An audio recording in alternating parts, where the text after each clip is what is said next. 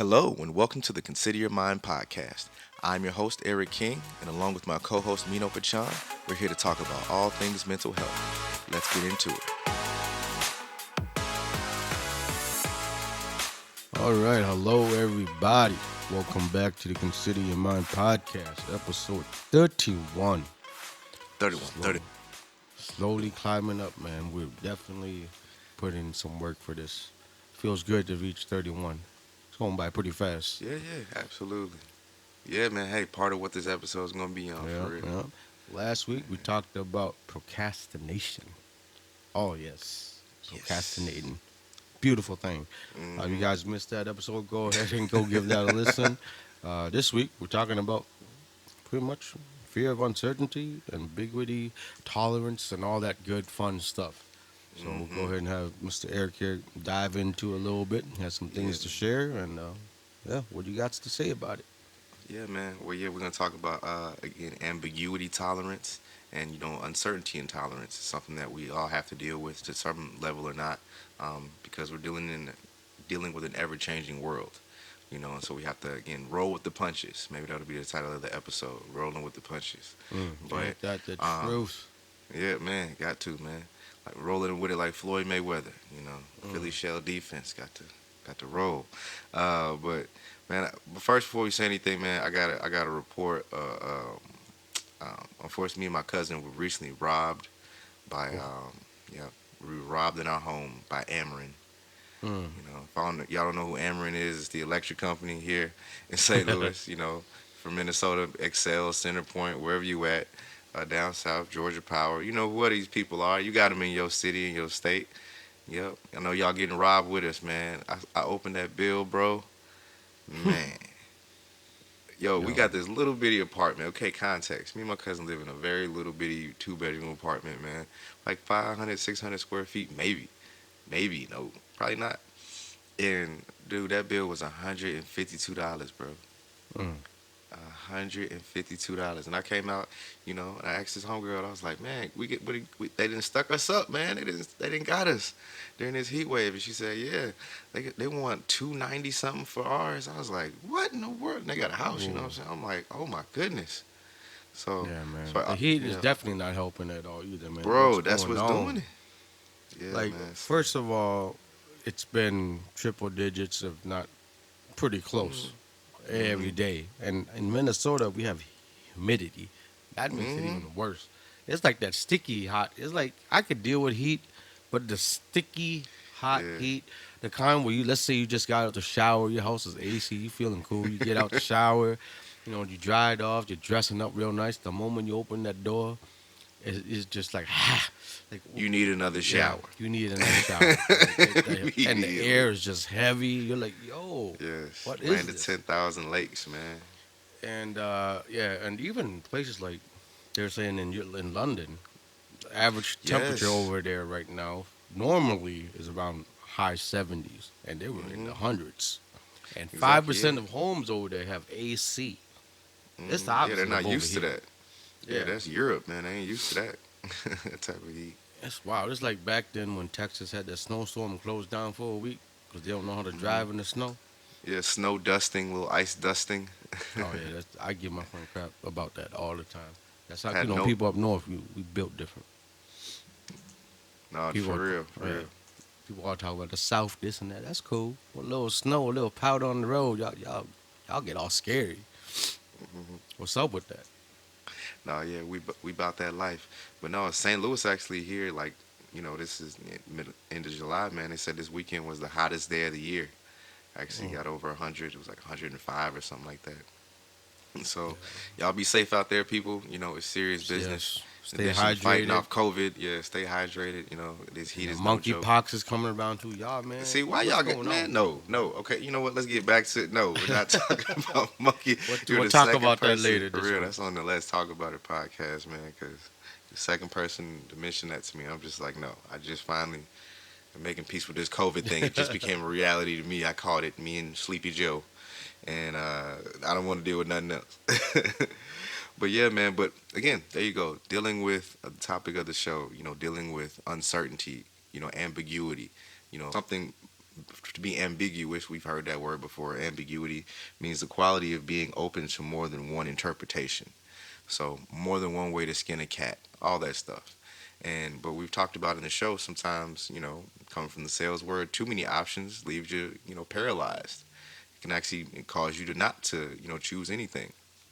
So I think um, as we open the show, what do we always say? Hey, episode such and such, episode this, that. And, as we're over halfway through the year, I'm like, man, this was a lot easier during the first half of the year to like, deal with kind of the uncertainty, the ambiguity, the, just jumping into it. Even down to our first episode, we didn't know how we were going to record. We jumped on a whole different platform. All of a sudden, there was no record button. Jumped on another one where there was a record button, and even some of our guests commenting. Shout out to James Geary. We're going to have him back on. He commented that we actually, have a high degree of ambiguity tolerance because we literally, how we interview people, over the internet, sight unseen a lot of times, and we're just, meeting for the first time and, getting to know each other as well. And not a lot of people, are comfortable with that or doing, that. And so he was trying to give me a compliment, say, hey, you deal with this pretty well. But kind of reflecting back on it, I do, but at the same time, I don't because yeah, I deal with it in a way, but it causes anxiety in me, like anything else, which can cause me, to stress out.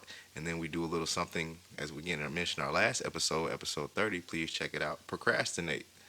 You know, now I'm kind of nervous about the topics. Now I'm kind of like, oh man, what are we gonna talk about? Okay, what do people like? Well, dang, did we cover that already? When at first didn't even really have to worry about it. If you listen to those first episodes, 5 episodes, we're just talking about ourselves, talking about getting into therapy, talking about dealing with what we were going through. My life events were happening, and we are just happy to get people on the show. We are just happy booking people, and then fast forward, what happens? I have my son in March. I'm able to reveal that. I'm sorry, in April, mid-April, I'm able to reveal that. Things change a little bit with that. I'm traveling around a little bit more. Just got through taking these trips, family stuff, all these things. And in the midst of that, what people don't know is we're trying to maintain a steady show every week, dropping every Sunday, you know, at 6 p.m.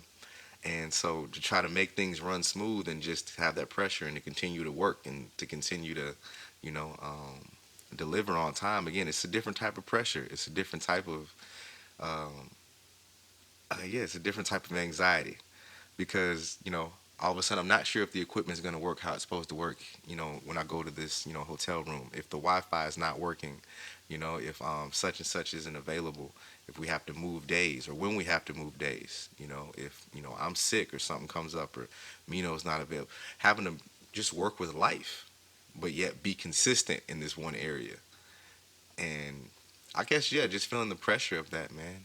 It forced me to kind of like, okay, what is actual, this podcast, which is a blessing, which is awesome, but forced me kind of look like, okay, well, how am I handling this really? All this uncertainty, all into just keeping this stuff in the road, keeping my peacemaker personality, my nine, everything's fine, all is well. Am I really truly handling that as well as I can, or am I using the best coping skills for it? So I know some people out there, can definitely kind of relate to that. New things in your life, trying to be consistent, trying to just sometimes it's all you can do is to just show up, consistently. As the rest of life is, changing around you, as you get surprise bills in the mail. Right. I mean, when things come up, it's literally like what we said earlier, is rolling with the punches and taking things as they come. And it does get overwhelming because a lot of times when you're dealt with a lot of options, a lot of different paths you can take, it's hard to make that judgment or make that decision because you don't know what's going to happen. Then you get into the what if land. Well, if I do this, what happens if I don't do that? Making second guessing your choices and everything like that. It becomes overwhelming. Next thing you know, you end up Hmm. not even doing anything because you're so confused. You're so many options. I don't want to pick the wrong one. Let's just Hmm. procrastinate and leave it alone for now. So that happens to everybody. I don't care what you do. You could be the most consistent person, but that doesn't mean that you don't face those issues. The fact you just show up, it's a knowing that that's a, Hmm. taking a step in the right direction at least. Just showing up and roll with the punches, take things as they Hmm. come, and just go from there. Sometimes a lot of things like today, we're trying to figure out, what it is that we want to talk about Hmm. because there's so many things that you can cover, but we want to talk about things that maybe it's a little bit more relatable, a little bit more personal, you know, and kind of like when we talked about Hmm. procrastination, a lot of people can relate to that because we all do it, And what's the next topic? What's the next topic? And then trying to sort through that out. Well, we came across, thinking about this stuff gives me Just anxiety. like that. That's a topic in itself right there. You know, and it's like you think about. For me, I just thought about all the times that I was nervous about, things that are coming up, big events. I used to do music, so performing was a big thing for me. I remember before going on stage, there was so many times where I was just wanting to say, you know what, I don't want to do it, and just forget about it. Even though I'm like 3 feet behind the stage, about to go on, I was ready to just One run. runaway Like, groom or nah, I one don't want to do runaway it. Don't bride, want to do it. right at the I don't. altar. I don't. Leave him at the altar. Yeah, and I performed in front of one person, and performed in front of a sold out club. Hmm. It's all the same because you want to do a good job. But it's more nerve wracking when there's less people, because more eyes are on you and they're actually paying attention to you. So it's like, when you're in a, The less people, the more it means to them. Their individual reaction means that much more. yep. But when you're in a club and the place is packed, you get a little bit of liquid courage in you. The lights are on and in your face. You don't really see anybody, and you just go. But again, you don't know how things are gonna go. You have an idea, but it doesn't mean it's gonna go the way you planned it. So what you do, you just go with the flow, and just do what you do and trust in yourself. Hmm. And that trusting ourselves. Again, in that same episode we had with James Jerry. Again, look it up, people, if you haven't. Um, we t- One of the things he talked about at the end of it was, along the way, sometimes in life we learn not to trust ourselves. We get caught up in, we got this one shot to make it, this one opportunity, this one thing. If it doesn't happen, it's over for us. If And you have one shot, yeah, lose yourself in the moment, And so, but this whole idea, hey, you get one shot to make it, and that's it, and it's over. And again, that can, and if we don't make it, then we can start to like kind of distrust ourselves. And it kind of reminds me of when we talk about ambiguity tolerance, uncertainty tolerance, risk tolerance, like in investing. For all my investors out there, there's different portfolios depending on what type of risk you want to take. Some are, riskier stocks. They can get you a lot of money, but hey, you could lose it as well. As opposed to something that's more secure, bonds, blue chip stocks, all that stuff that's more guaranteed. If you have less risk. But it all depends on what phase of life you're in. If you're at that later on in your life, you're about to retire, you need this money soon. You don't want to take riskier, things. As opposed to when you're younger, you got a higher risk tolerance because you can recover even if you do lose the money. You know, and so I think that applies to everything else in life as well. Um, because as I was doing a little research, Google University, YouTube University, I think looking up uncertainty, questions that other people have had. Um, one of the things um, one of the things that is said is that a lot of this stuff a lot of the people giving advice at least having to do with entrepreneurship, jobs, job interviews, corporate world, and how to navigate that stuff. A lot of them were job interviews, and how do you deal with ambiguity? How do you deal with not knowing? Those questions we all get asked. And I do pretty good in job interviews too. Um, but because I'm able to articulate, hey, I can still work if I don't know all the information. Now, again, one thing to articulate that, however, is really, another thing to be in it when you actually get that job, and there is a lot of uncertainty in how you actually, deal with it in a healthy way. Because again, one of the things I think I've talked about on here, right around the time my son was born, I transitioned to a fully remote job, and I'd done kind of hybrid remote at my job before that, going in kind of every other day. But all of a sudden, the company's based out of Colorado. I'm working with people speaking it being hot in Europe. One of my coworkers lives in London, a couple of them, and they were just speaking about that. They don't have AC. It's very hot over there. So it's an international company working with all these different people, but I don't see them. We don't turn our cameras on in general, when you're doing these meetings. Um, and never having contacted them, seeing them face to face, never having to get those interactions, with that stuff. And then at the same time, trying to learn a new company, a new way of doing things. There being a lot, even, it's a blessing to make more money, but now there's more money on the line, feeling like if I mess up and not getting that immediate feedback, that's what really messed me up. I can look back at it, a few months into it. What was the scariest part about it? When you're talking, when you're speaking, when you're trying to learn something, grasp something, and you don't see people's reactions to what you're saying. you know, you can sit there and think you know what you're saying, think what you're speaking about, but you can't really judge until all of a sudden you get a response, and if it's not the one you want, there's almost like no rebuttal. Like, dang, it leaves you kind of more empty. And so it's just things that I've learned about myself, that personal interaction, how important those things were to me, and getting that feedback. And as great as working remotely is, and the benefits that it does have, I'm not trading them now. Don't get me wrong, but just dealing with that ambiguity, that uncertainty. It's of coworkers, or supervisors. How they feel and everything like that. It was very stressful. Um, and I don't think I necessarily handled it always in the correct ways.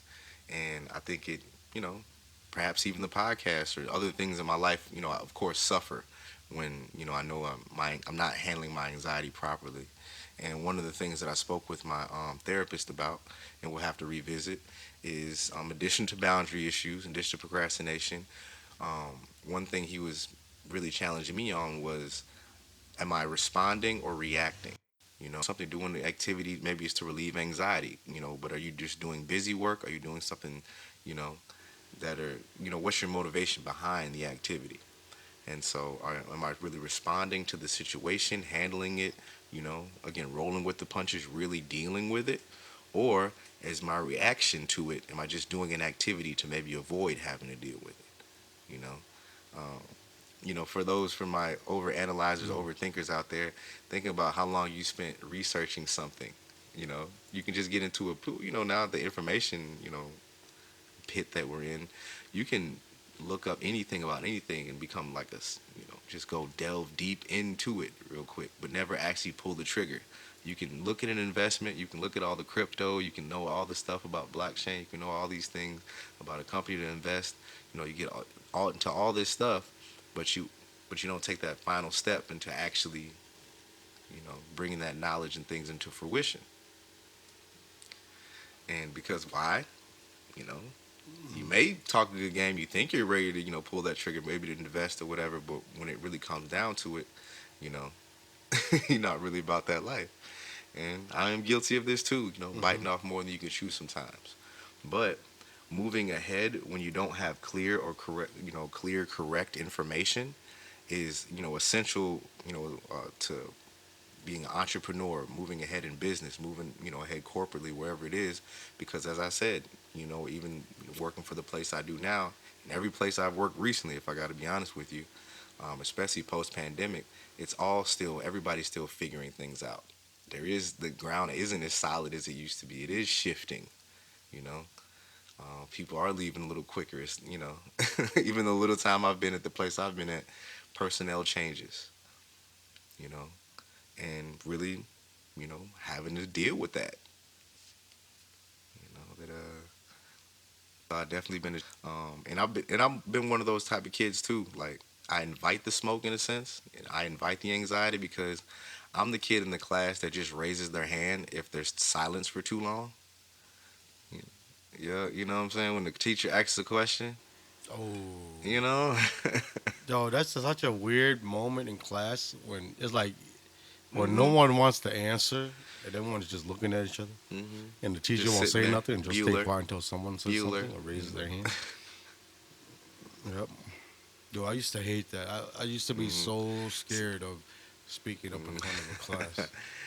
You might not believe it now, Hamana, but hamana, hamana, hamana. then I would be like, even when we had assignments to do, like to share current events and we had to bring in an article, I would just lie and say I didn't do it. I don't want to talk about the article. I don't want to, you know, be questioned about things and have 30 eyes, set of eyes looking at me. You know, like, no, I couldn't even give a speech or anything in front of class. Man, I used to hate it. Hmm. And I would just rush through my speeches and everything, slur words, and Couldn't do just it. get it done and over with. I couldn't do it. So to go from that to the point where I was like singing and rapping on stage, it was crazy. It was Hmm. a big fear of mine to overcome, and I was happy that I was able to do it. So Hmm. it's wild. And that's one of the yeah, and that's one of the steps to dealing with increasing your ambiguity tolerance or dealing with uncertainty, dealing with it, increasing your tolerance for that is exposure, is experience, trying new things because all of a sudden, then they're not new no more. Then Hmm. things aren't as scary, almost like exposure therapy. Got to take the sting away.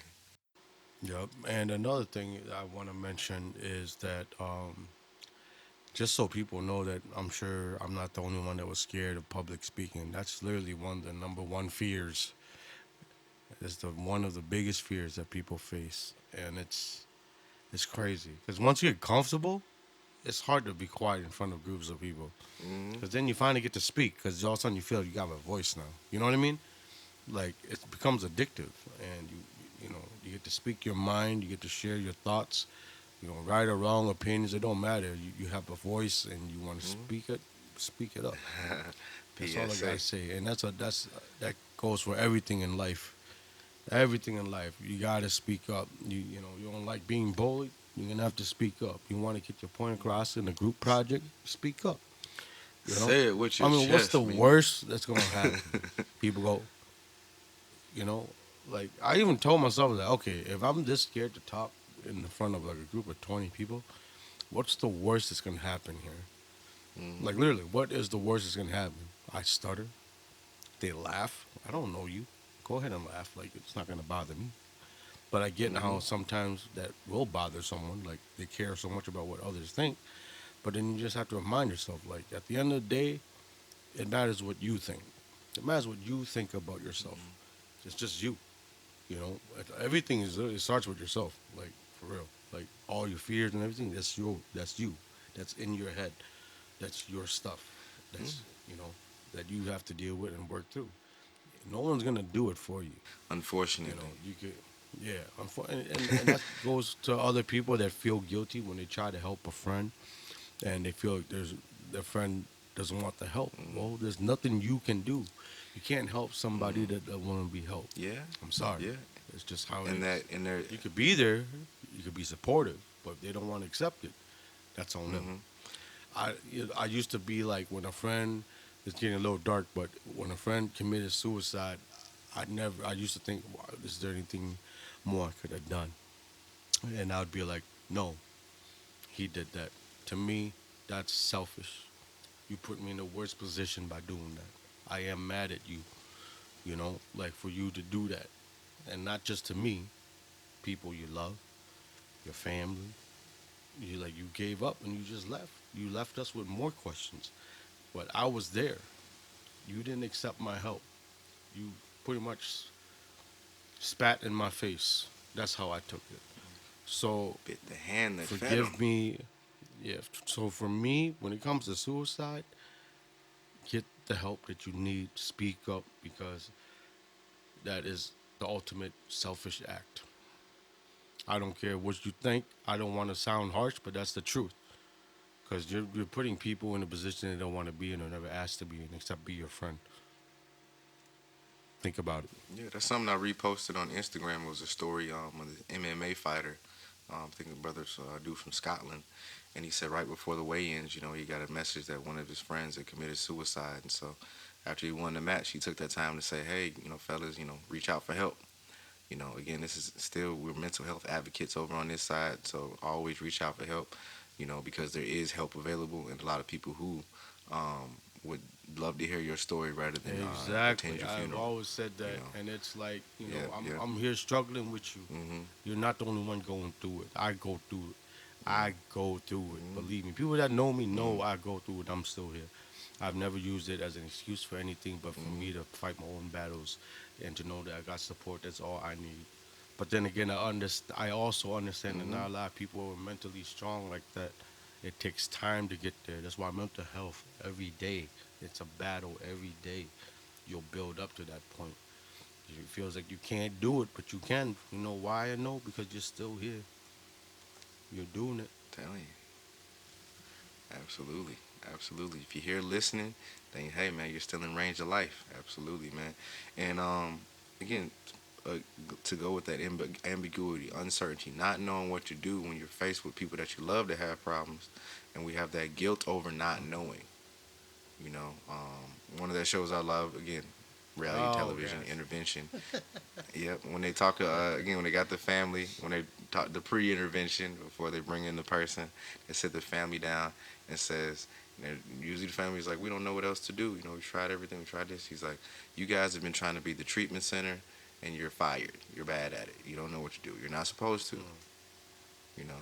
Yeah, and that's another thing, man. You Another know, word, you ain't piece supposed to of know what to do with encouragement for everything. y'all if y'all going through it.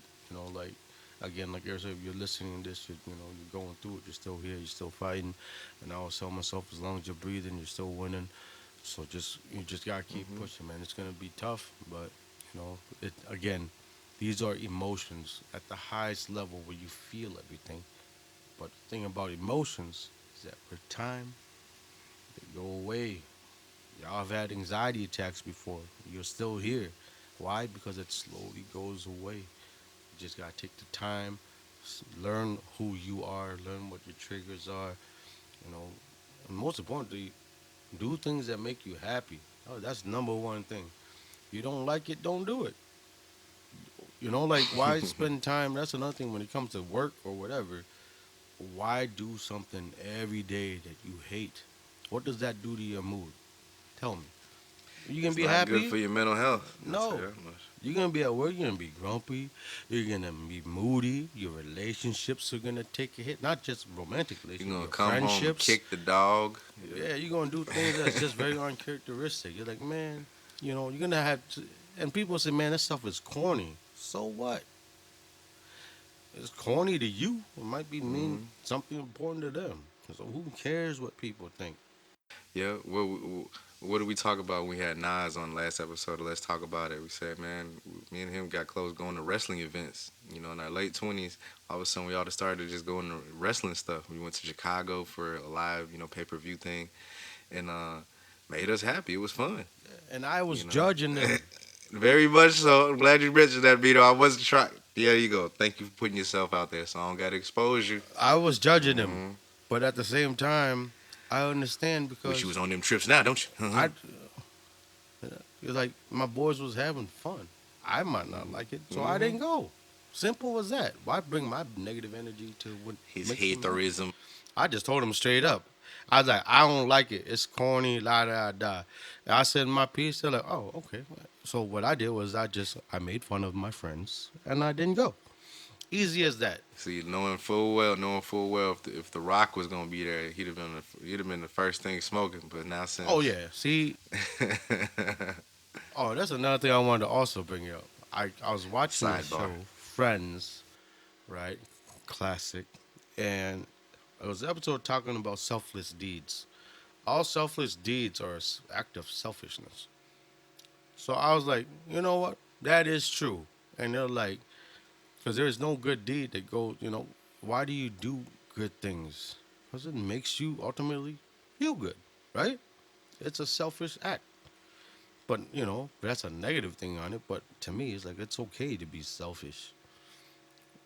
It ain't nothing wrong with being selfish. That just means you know what you like. But there's a fine line, obviously. But at the end of the day, we're all selfish. We all like to do yeah, things, Mino is the hedonist of the crew. Nothing wrong with that. uh, you know, uh, and it's like, and it's okay. And this is how I have real friends because they'll put up with my BS and they just let me be. It's not like 'cause your friends will just go along with you. Oh yeah, he doesn't like. I don't like. I don't care. I don't care what you like. Like as long as you like what you like. Yeah, you like what you like. Cool. I'm not gonna judge you for it. I mean, I will. But I'm not gonna be like go out of my way to make you feel bad about it because that's what you like. I'll support it. But I think, Oh you know yeah, what it go have reminds me fun. of? You ever heard this thing called the Serenity Prayer? Nope. What's that? The Serenity Prayer. Serenity now for all my Seinfeld, folks out here. So serenity, and it's like, but I know it goes something like that. Lord, give me the strength to change the things that I can change, deal with the things that I cannot, and the wisdom to know the difference. And I think there's definitely some wisdom to that because again, going back to the business world of it again, because a lot of the things I found on this, again, job related, entrepreneurial endeavors, things like that, where business and jobs, money, we're dealing with people, things are uncertain, things are unstable, kind of by nature. We talked about people who deal with certain, um, mental disorders. They can't handle instability. They really can't handle, certain changes, and it holds them back, career wise, It socially, ruins their day, you know. Yep, yep, exactly. literally. I mean, Mm-hmm. like It can mess for people up. me, yeah, and that's something as simple as just change. I'm one of those Yes. people too. I hate change, but Yeah, there you go. again, you roll with the punches. You'll Mm-hmm. learn to adapt, and Yeah. it's all in the mindset too. You know what I mean? You gotta be willing to go with the punches. You Mm-hmm. know, and just remind yourself it's cliche as all hell, but nothing lasts forever. You gotta find ways to adapt and move. You know, the Stick and world move. the world is gonna keep turning. The sun is still gonna rise in the east and Mm-hmm. set in the west. All that is Mm-hmm. still gonna happen when you're here and when you're not. Mm-hmm. No, Just absolutely, and I think again, and to be at peace with that. See, here's the thing: there's one thing to know that, have knowledge. Oh, things are gonna go left. Things aren't gonna go my way. Such and such is hmm gonna be tough. Okay, we can say that and intellectualize that, but how many of us actually are operating with that? Okay, that's actually fine. Are we dealing with that reality? Is that all we're doing is dealing with it? Like, are we actually holding on to that? Are we handling, those realities, those changes, and actually moving forward with it? Or is it, are we frozen right there? I'm just dealing with it.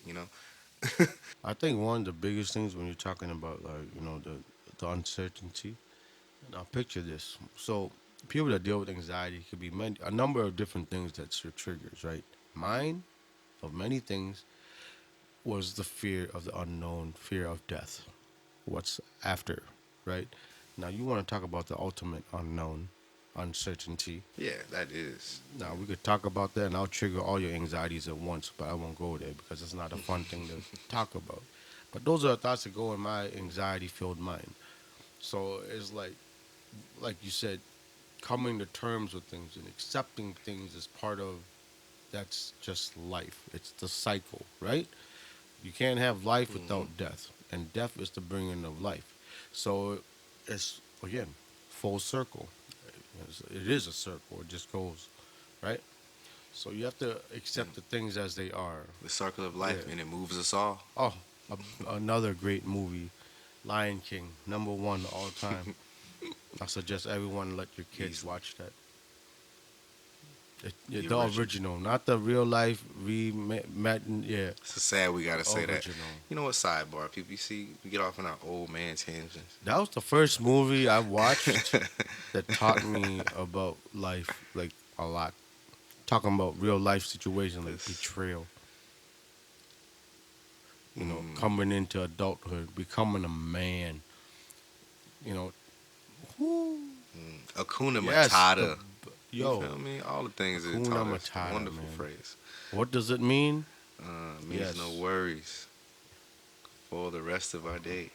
And so there we go. We wish we could, maybe we should title this show Akuna Matata. because We're we trying we to, all we, roll with the punches. We're trying to yeah, we all you know, have that uncle like Scar that you don't want to mess with, right? We mm, all have that girl in the neighborhood, Nala, that we fall in love with, right? We all got that friend that's Timon and Pumbaa. We have those friends, right? You think about it, all the characters in that movie, we have them in our life. used to be Pumbaa, now he's Timon. He's slim now. Oh yeah. See, So. Timon went on the grub diet. Yeah. Oh man, dang, but I didn't forgot what we was talking. Man, you didn't got me all off. Okay, uncertainty, having to deal with. Boom, boom. You know what? There you go. how Simba had to deal with an uncertain future. He thought his Oh future was yeah. set. He thought he was gonna be king. I just can't wait to be king. Oh, And then oh yeah. sudden, man, there was Some people got in some his ear. skullduggery. He was some betrayal from the inside. All they had to say was, "Run away, Simba. And never Run away and return. never return." You know? Man, that dude, he's like, Simba, Mm-hmm. what did you do? I'm like, man, he didn't do. What did you do? Well, I'm telling you, it's just Yo, I'm again, not bro. gonna lie, that was the coldest scene ever. Long lives the king. Yeah, man. Back in Oh, that is so 1993 when cold. that came out, That's we where weren't ready. Wakanda got that idea. This is your king, Man, the betrayal. You know what, brother, man? He might right? be on to something with that. You feel me?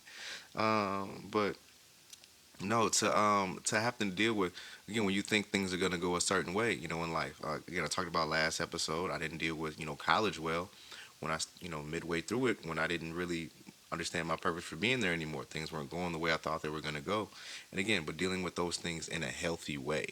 Um, Again, talking about from the beginning, one of the outlets of dealing with it in a healthy way, sharing my experience with therapy, sharing our experiences going through mental, health issues, his experience with anxiety, our experiences, dealing with loss, we just mentioned earlier, lives in our life and, how to deal with all that stuff.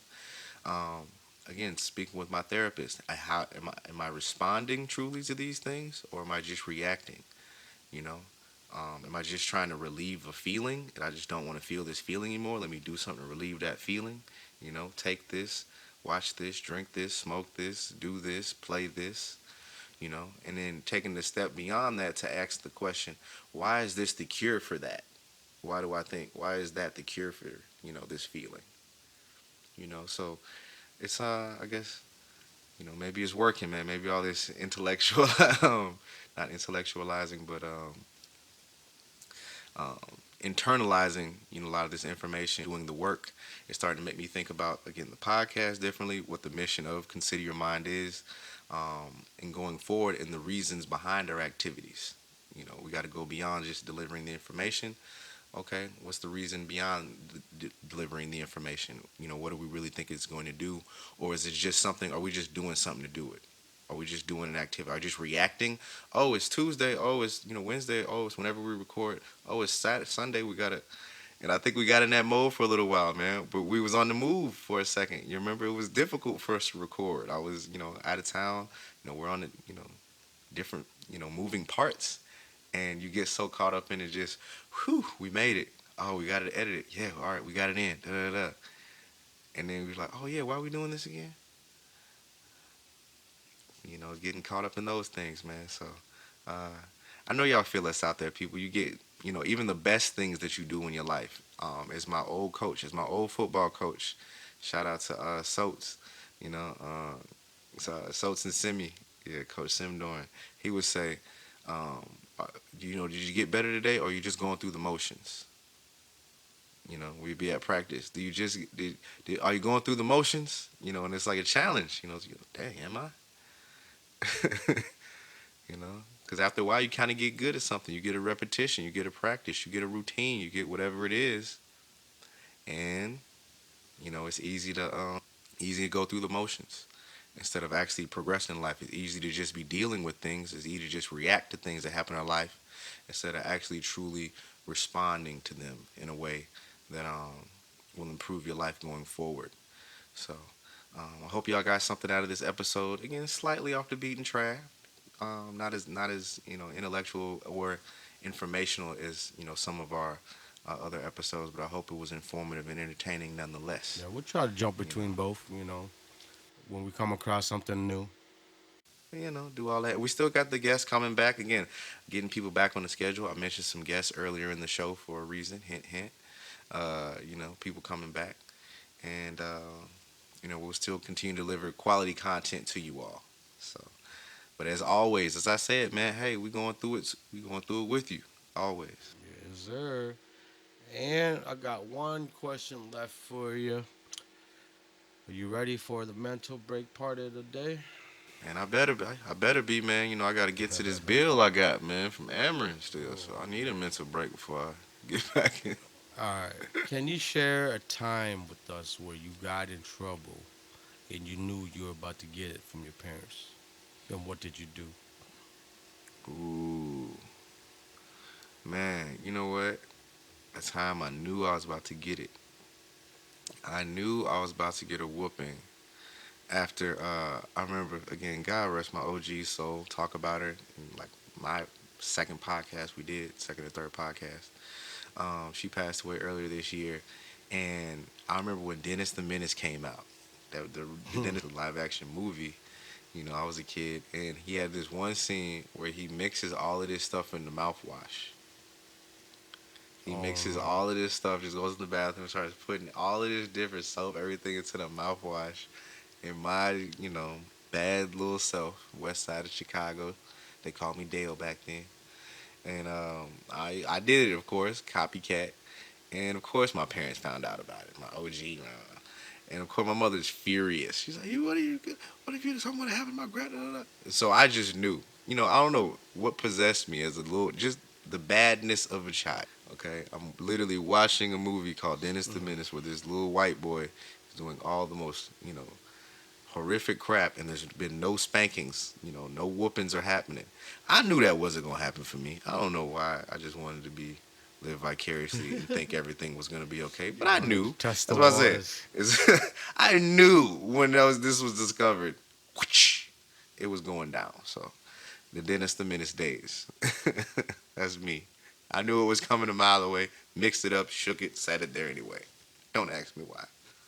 I hope my son's better than me.